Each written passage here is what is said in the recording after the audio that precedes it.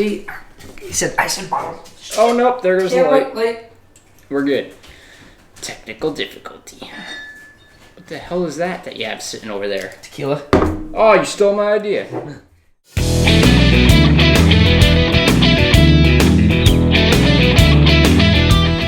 Hi, welcome back to Everyday Whiskey. I'm Mike. And I'm Dan. And this week, we are doing another Battle of the Blends episode. Yes. As you see, there are no bottles in front of us, so what we are going to do, we are going to blind blend whiskeys. And basically, whoever decides who has the best blend wins. I hope, hopefully, one of them is really tolerable and one of them is really good. That way it makes this easy on us. I don't think that's going to be the case.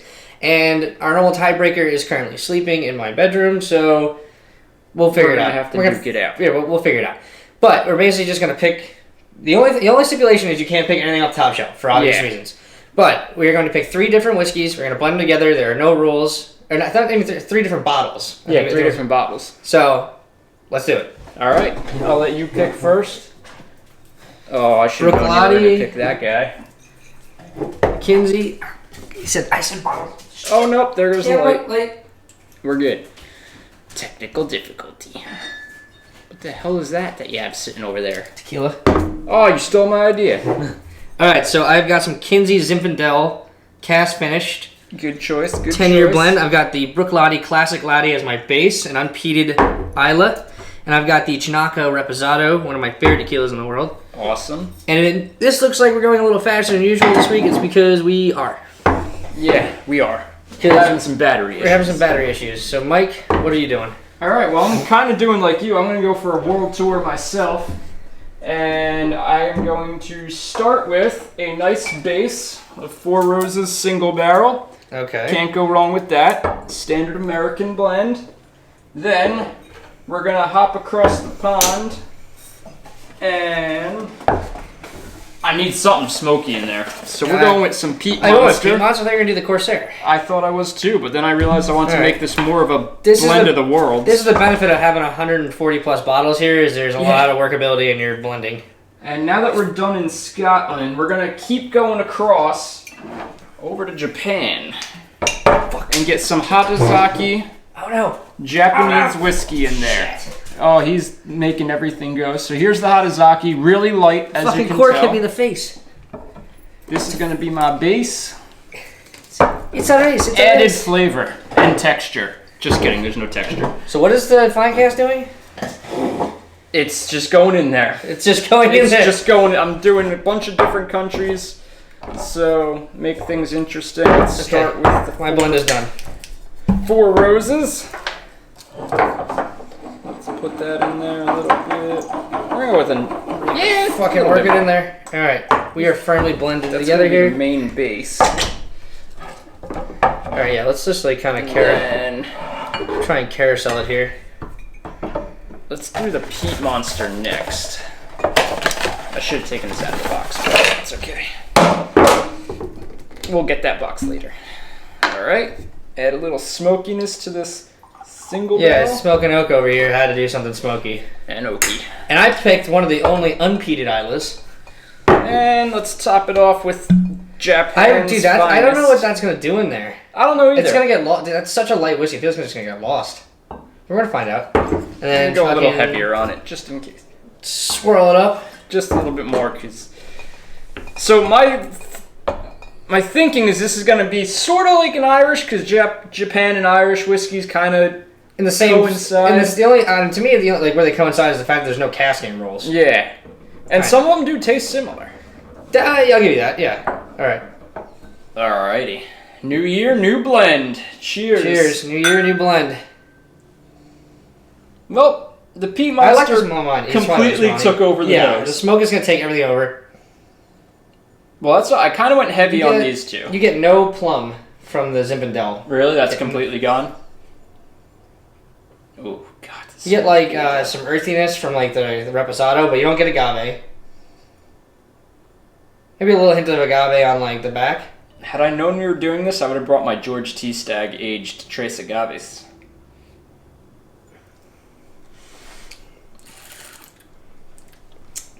Okay, wow.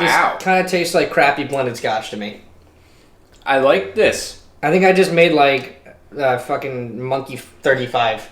I can't tell if the spice that I'm getting is like alcohol heat, or if there's like some sort of spice showing through. I know it's Monkey 47, but this is just like, it tastes like really weird blended scotch to me. Yeah, I'm enjoying mine. This actually worked better than I thought it would.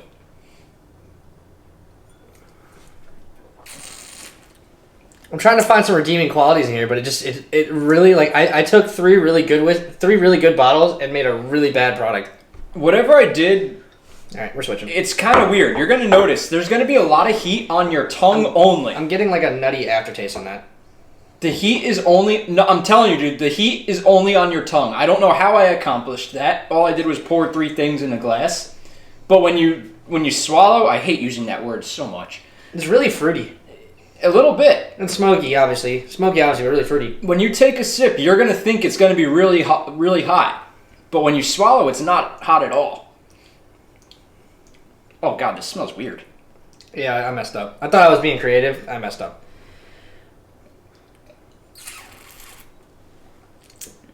Ooh. It's like, I don't know. I don't hate it. It's definitely, I definitely like this.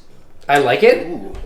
The tequila. I like that. Yeah, the agave note comes out more in the palate than it does, but I don't know, man. It's just like, I think the bourbon and the scotch like definitely were fighting each other. Oh yeah, they are. Because like the bourbon is the actual coloring that took over the whole coloring. Mm-hmm. I wish the plum came out more in this to kind of balance. I get it on the back end. Yeah, a lot on the back end. Oh, not sponsored by Brookline, Four Roses, Kinsey, Chinako, Hatazaki, Compass Box, Bell. Like I got nothing on today. Fucking Bellmead or Dogfish Head. Yeah. So the agave and the plum are working together, and it comes through on the back end. Sweet and sweet. This just tastes like a smoked whiskey to me. Kind of, pretty much. That's kind of what I'm not like. Yeah, it doesn't burn. It's really smooth, but you use 3 really. But do you get that sensation on your tongue? Like it makes your tongue. Yeah, tingle. It makes it. But it's like it's every Isle of Scotch I have where it like it's a really bright. Yeah, like, it tingles on your tongue. Initial palate taste, and then when you swallow, it doesn't burn. The only thing there's weird. To me, there's no there's no finish on it though. Like you get all this flavor and all this like complexity up front, and then it just kind of completely washes out. Which finish is super clean. Yeah, which I think is just a Hatazaki in it. Maybe just kind of there's the nut. Yeah, it's like almost like popcorn. It's weird. Okay, so here we go. So the plum. Oh, there it is. The plum is coming through on the back end. Switching again. I want to turn on you. I could definitely taste the plum and agave in yours, and I like that combination. Now I'm getting the nosy. So maybe I had to smell that to like wake my nose up. Because now I'm getting the plum and the agave. And now taste it again. Wow, this smells completely different after tasting that. Now just wait on the very, very back. That plum will show through still.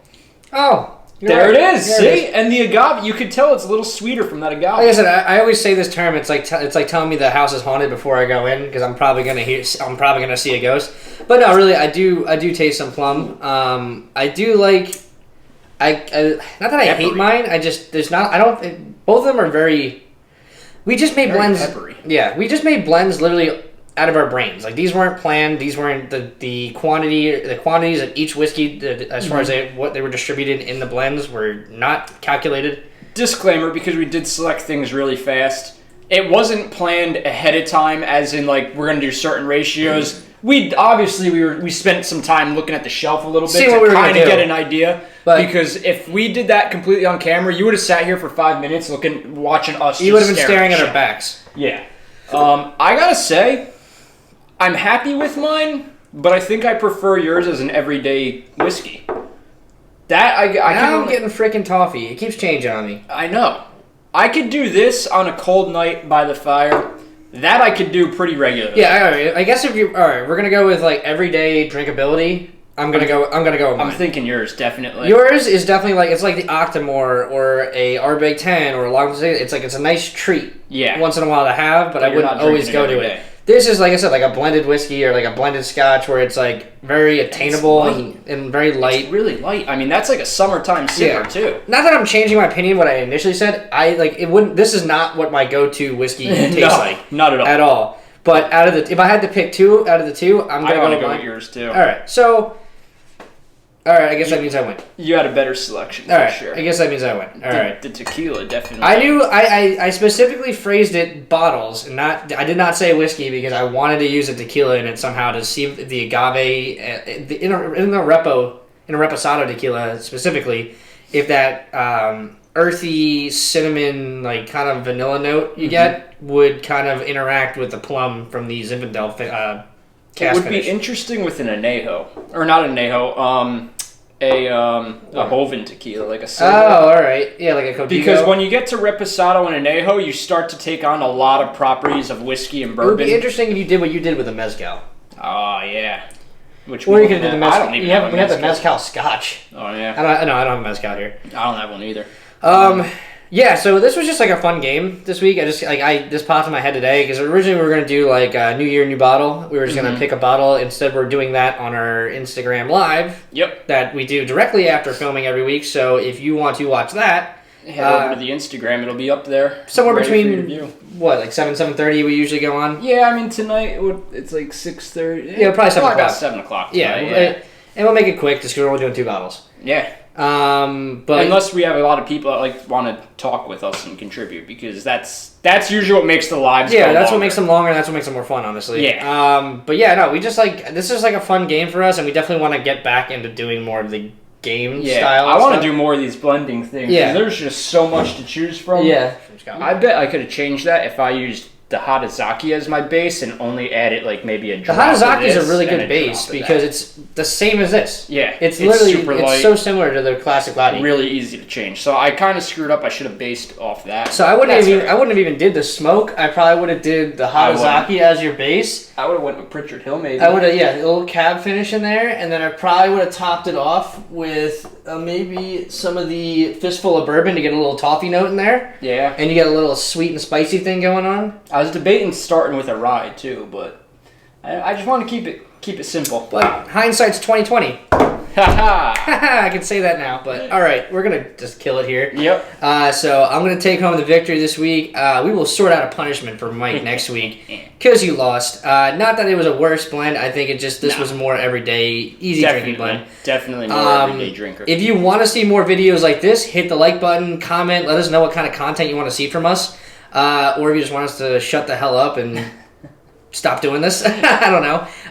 But as we said, there we go. There it is. I didn't stutter this whole episode. New year, new palate. New year, same stuttering issue. All right. What do we say at the end of every week, Mike? I forget.